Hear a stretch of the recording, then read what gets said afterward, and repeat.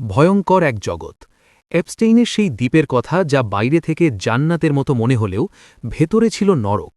সেখানে বিশ্বনেতা, নোবেলজয়ী বিজ্ঞানী এবং হলিউড স্টারদের আনাগোনা ছিল, কিন্তু তাদের উদ্দেশ্য ছিল অত্যন্ত পৈশাচিক। শিশুদের ওপর নির্যাতন।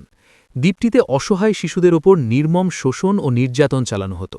ক্ষমতাধর ব্যক্তিদের সন্তুষ্ট করাই ছিল এসব শিশুদের কাজ। রহস্য ফাঁস।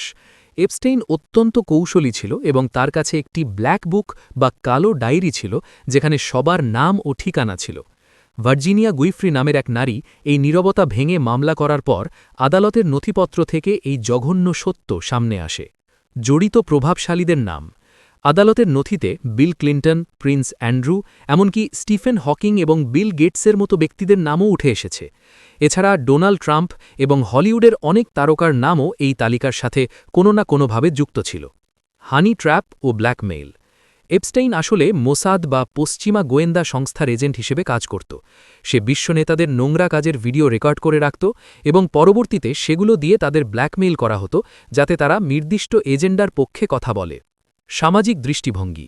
বাংলাদেশের তথাকথিত সুশীল ও নারীবাদীদের সমালোচনা করা হয়েছে এই বলে যে তারা ছোটখাটো বিষয়ে সরব হলেও পশ্চিমা বিশ্বের এই ভয়ঙ্কর অপরাধ নিয়ে নীরব থাকে।